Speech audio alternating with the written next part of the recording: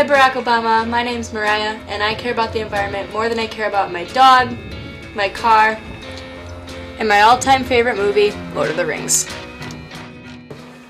My name's Caitlin, and I care about the environment more than Christmas, ice cream, and stuffed pizza.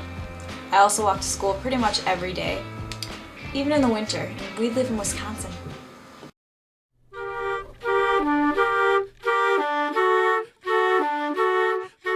I'm not one to attribute every activity of man to the changes in the climate. There is something to be said also for man's activities, but also for the cyclical temperature changes on our planet. Well, I think it is man-made. I think it's clearly man-made. And look, this probably explains the biggest fundamental difference between John McCain and Barack Obama and Sarah Palin and Joe Biden, Governor Palin and Joe Biden. If you don't understand what the cause is, it's virtually impossible to come up with a solution. Climate change is happening. We figured this out decades ago. Our objective right now isn't to convince you that it is happening, but it is to emphasize how many people in the world don't believe in climate change and don't see its catastrophic consequences. Whether it's because of the way one was raised, or because of their political preference, or because of blatant ignorance, what is most important is making these people into believers, movers, and shakers of a clean, green revolution. We want to tell you, President, something you probably haven't heard before. In the short term, we need to keep in mind that our planet is in peril, but in the long term, it's the human species that is at stake. The Earth will do all it can to restore itself, and this may mean chucking out humans in the process. President Barack Obama, we know you've heard many cries to halt global climate change to save the planet. Now, we are also calling to save the human race.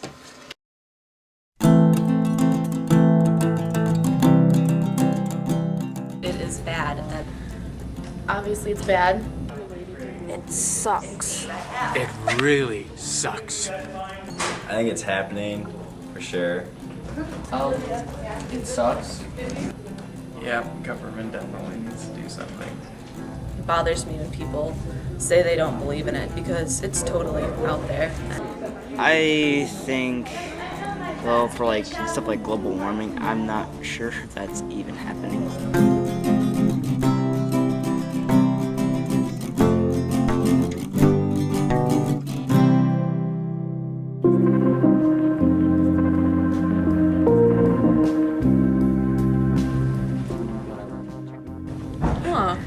That's horrible. It's a long way. That's every day. That's a lot. That's a lot of driving. A lot. Oh my god. I think it's shocking, but I kind of wouldn't have doubted it. I think that that's really ridiculous, and that even in the winter, if you live like a mile away, you can suck it up and walk. Everyone's saying different things to me, different things to me. There's nothing else that we know more about, frankly. Not human health, not what's on the moon, nothing more that we know than about climate change. So I would say don't listen to me, listen to the science. But even then, if you still believe the very few who are calling this into question, forget about it. It's not about climate change. It's about doing the things that we have to do to build our economies for the future. I mean, we know we're going to run out of oil. Nobody disputes that. There's some dispute, is it 30 years, is it 60 years? But all of that is within our lifetime. So what are we going to do after that? It has nothing to do with global warming. It has to do with building sustainable economies for the future. So I think you get people talking about things we can agree on. And energy efficiency. Do you really like paying your electric bill? What if you could pay 1/3 less of your electric bill? Or what if you could have a car that ran for free because you were capturing energy from the sun and using that to make hydrogen and putting that in your car, and you could do it for free? Don't those sound like good ideas? I think most people would say yes. You know, actually, I think younger people are more aware of the issue and the challenge of global climate change than some of their parents and grandparents. I think, thank goodness, that they're widely read, they're hearing about it in classrooms, they're connecting to it in different ways, and they understand that it's very important that we help provide leadership and open up space to empower them to move now with a sense of urgency.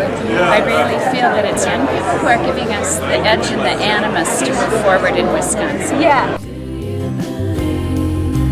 In what you see, and I'll share.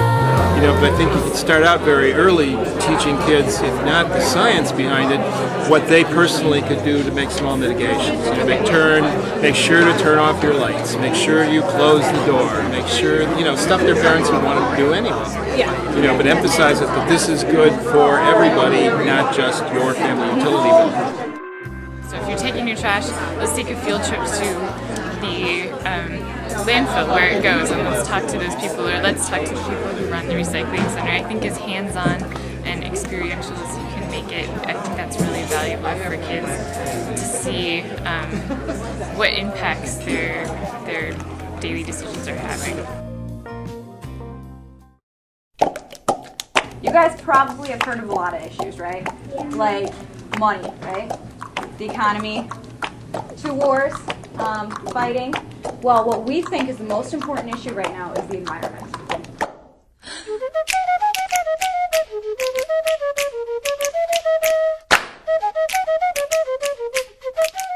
To not keep the refrigerator open, to not keep the water running, and to not keep the stove running, to not throw away paper, and do other things. That's true. A carpool is, it sounds kind of funny, like a car and a pool. But it's when, does anybody know? Does anybody want to explain? Yeah, go ahead. It's where people ride in the car in one person. Exactly. It's like, let's say your friend's going to the same place as you. Your mom or your dad drives both of you. My backpack was made out of 20 plastic bottles.